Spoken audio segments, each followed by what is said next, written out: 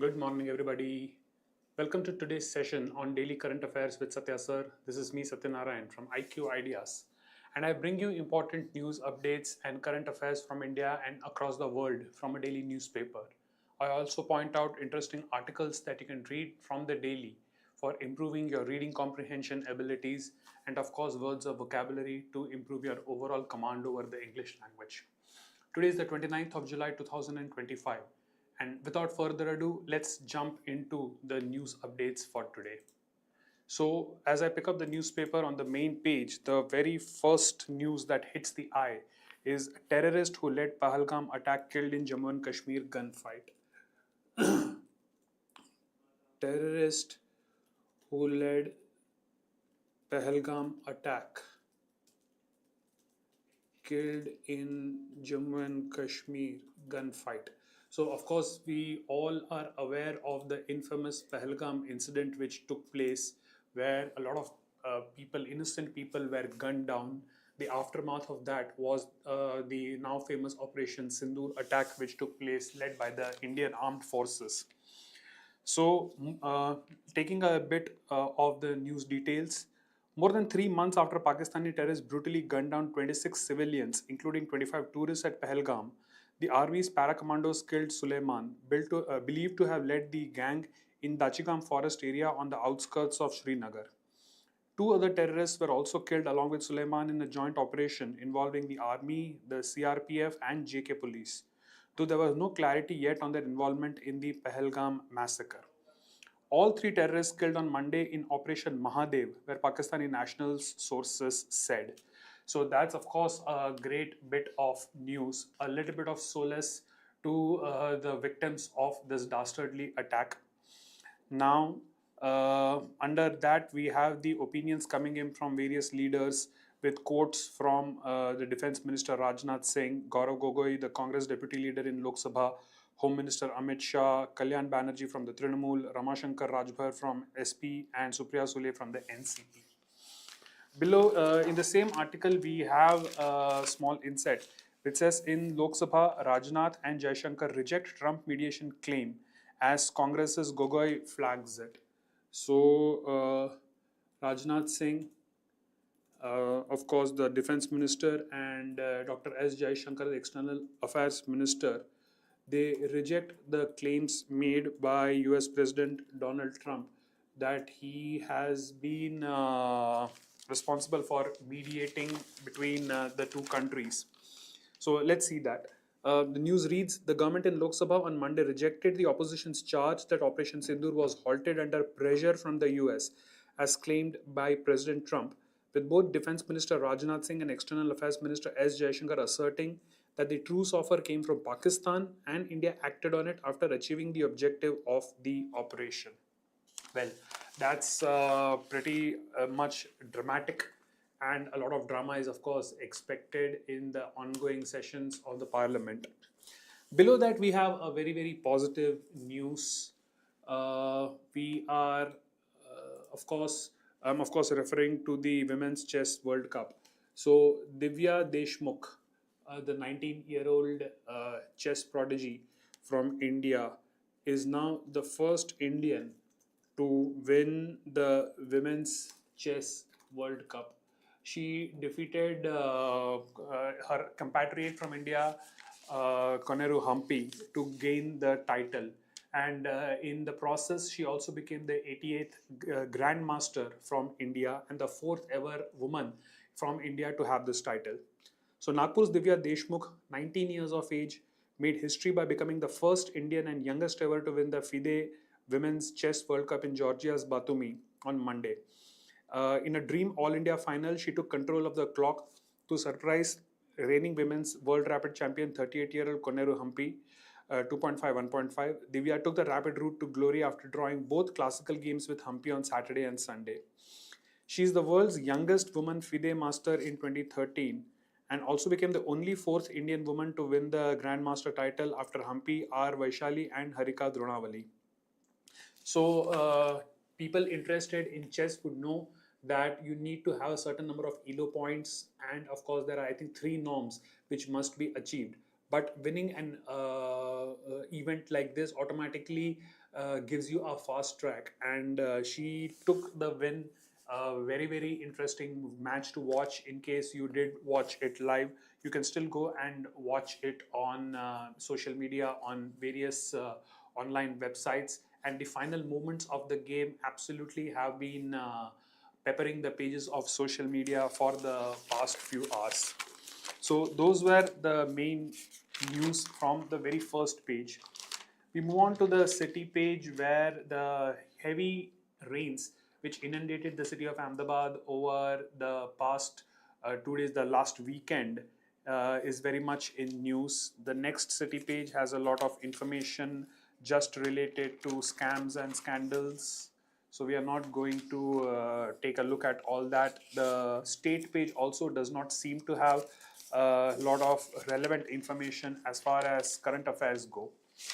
Okay, so quickly moving on to the nation page, we have the updates of the parliamentary brouhaha over Operation Sindoor and President Donald Trump's claims of mediation. So, continuing the information of Rajnath Singh and Jai Shankar rejecting Trump's claims, Rajnath said Operation Sindoor achieved its objective, then got paused. And to which there is a statement by Gogoi, which in a nutshell says, how is it a success when you say Pakistan can do it again? Okay, I quote what Gogoi said. Gaurav Gogoi has said, they themselves are saying our intention was not war. Why was it not so?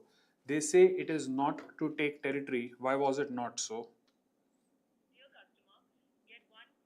They themselves are saying our intention was not war. Why was it not so? They say it was not to take territory. Why was it not so? When will we take back Pakistan occupied Kashmir? If not today, then when? The most horrendous terror attacks have happened under your government. Why did India stop the war and under whose pressure? So the government, the party which has been in power for a very long period of time, in fact, the loss of a lot of territory which happened under that government, and now that it is in the opposition, is now asking the present government who successfully conducted Operation Sindoor certain very pointed questions, and there are going to be a lot of biased opinions on this. Okay. Uh, Other than that, we also have the article which says at no stage of talks with US was trade tied to the operation, and this is a statement made by the External Affairs Minister Dr. S. Jaishankar. Okay, moving on to the next nation page, we have a statement by Mamata Banerjee of West Bengal. No need to stay in Maharashtra, UP or Rajasthan. Didi to migrants. Assured social security to those willing to return. So the issue of migration is a very contentious one, even when it is within the country of India itself, where there's no restrictions on interstate movement. But Bengal Chief Minister Mamata Banerjee on Monday assured social security to all migrant workers willing to return to the state. There's no need to stay in Mumbai, UP or Rajasthan. I may not be able to feed you pitha or paesh, but if you eat one roti, we will assure you get one too. You can live here in peace. Okay, so that is a very, very, very, very, very controversial statement, to which, of course, BJP, West Bengal BJP has responded that Bengali migrants are helping identify Rohingyas. Okay, so, and another controversial statement by Mamata Banerjee, where the election commission has become a BJP agent. This is an allegation made by the Bengal CM Mamata Banerjee at the Bhasha Andolan rally in Bolpur on Monday. Okay, pretty controversial statements being made there. We are not going to give it much credence. We move on to the next nation page, where the one thing which catches my eye is from September 2nd, US visa interview waiver only in special cases. So people who are looking to go abroad, especially to the US, might read this with a little bit of interest. And the chief news says the US has further tightened its non-immigrant visa norms, including conditions for interview waivers. From September 2nd, all non-immigrant visa applications, including applicants under 14 and those over 79, will generally require an in-person interview with a consular officer, barring a few exceptions, the US State Department said in a July 25 update. Okay, so this is only for specific age groups, either the very young or the very old. Right. So, okay, people, professionals going there for non-immigration purposes might not find this to be of much interest. Okay. The next nation page again does not seem to have much of information other than one news update where it says center opens up IITs for those from non-formal gurukuls. Interesting. Let's read it. Students who have studied in traditional gurukuls, even without formal academic degrees, will now have the opportunity to earn recognized qualifications and receive generous scholarships for research at premier Indian institutes of technologies. The move marks a major shift in India's education policy, opening up elite research pathways for scholars from non formal backgrounds rooted in classical learning. This initiative, titled Setu Bandh Vidwan Yojana, aims to bridge India's age old Gurukul traditions with modern scientific and academic inquiry. This is backed by the Ministry of Education and implemented by Indian Knowledge System IKS division of Central Sanskrit University, and the scheme offers fellowships of up to 65,000 rupees per month across 18 interdisciplinary fields, from Ayurveda to cognitive sciences and architecture to political theory, grammar to strategic studies, performing arts to mathematics, physics, and health sciences. Very interesting. So, bridge between traditional learning systems and supposedly the most advanced, or rather the premier tech institutes of this country. We quickly move on to my favorite, the middle page, where, of course, the title, the main editorial or opinion piece at top is related to chess. This is by Devanshu Datta, who is a chess columnist and internationally rated chess player. The title reads Bigger Meaning of Being Divya. The World Cup winner isn't from a traditional chess center like Chennai, but from Nagpur. This is indicative of how deep the sport has taken root in India, even as its global center is shifting to Asia. Excellent. So, chess aficionados can definitely read this, and hopefully, it should inspire a lot of people, youngsters who want to take up chess. Below that, we have a column by Dharmendra Pradhan, and these are personal views, but the title reads Multilingual Inclusive Education Being Realized at Scale. Marking 5 years of NEP, the Union Education Minister argues its ideas, from language choice to stress on skills, have fundamentally changed classroom experience. So, the National Education Policy, which was tabled in 2020 and which has been implemented in various forms, is something very, very interesting, which academicians, including me, have been following with great interest. So, this is an article by the Union Education Minister, Shri Dharmendra Pradhan, and will be read with interest. Other than that, the three left columns on top keep UPI free. It's a public good that's made India a digital economy. Charging a fee on transactions might scupper it. Okay, to scupper something, that's a very, very interesting usage. To scupper something is to basically get rid of something or lessen the importance of something. So this is an argument of why the United Payment Interface should be kept free. There should be no transactional charges on it.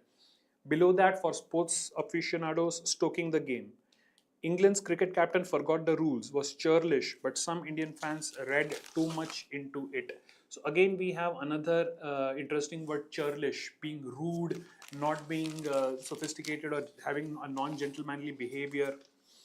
So that's pretty interesting to read. And below that, we seem to have a somewhat humorous thing by Gopinath Chandro, their museum My Size, when Clive of India was recently spotted at Wales. Okay, moving ahead, we have a special page which seems to be devoted to tigers. Twist and tale how India got tigers back from the brink. Bhopal's urban tigers and humans live and let live. Rescue center make big cats fit to be wild again. How Myanmar town became capital of trade in tiger paths. So people interested in wildlife, conservation, and tigers specifically will be reading all these articles with great interest. The next page is your global page. Okay, and President Trump seems to be in a lot of these news articles. One, Trump shortens deadline to 12 days for Russia to end war. So, the reference to the ongoing conflict between Russia and Ukraine, and President Donald Trump of the US's, for lack of a word, interference, although that's not a proper word to use, his say on these issues. So he has shortened the deadline to 12 days for Russia to end the war. says not interested in speaking further with Putin, eyes sanctions and tariffs in Moscow. Okay. Moscow counters Ukrainian drones by turning off Russians' mobile internet. Okay. Trump then says to Bibi, that would be Benjamin Netanyahu of Israel. So Trump to Bibi, make sure people get food in Gaza. Trump again says world tariff would be somewhere in 15 to 20% range. So, and then there are updates on the ongoing conflict between Thailand and Cambodia, where it reads Thailand and Cambodia agree to immediate and unconditional truce. We do hope and pray that there isn't much conflict in things and hope this truce actually lasts and solutions are found. Moving to the business page, we have different news. The biggest one, of course, being TCS's 12,000 job cuts. The finance ministry says mid 2025 Indian economy cautiously optimistic. At 1.5%, industrial growth slows to 10-month low in June. Okay, so a lot of news will be read with great interest by people interested in business, finance, and economics.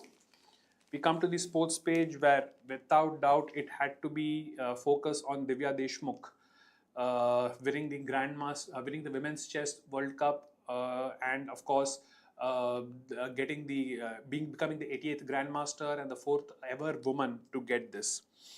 Below that, we have news related to a little bit of cricket and football. And the next page seems to be related to the ongoing test matches between India and England, with the question, will India stick to Bumrah's 3-test plan? Right. So that pretty much brings us to an end of today's news topics, where the two biggest things, of course, are the killing of the terrorist who is believed to have been the person who led the massacre at Pahalgam, and of course Divya Deshmukh's victory in the Women's Chess World Cup, becoming the 88th Grandmaster from India and the 4th woman to get the title. So this brings our session to an end. If you have liked this, do hit that like button, share it with your friends, subscribe to this channel if you haven't already done so, and do drop your comments below. Here's me, Sathya, calling it a day, wishing you all the very best. Have a good day.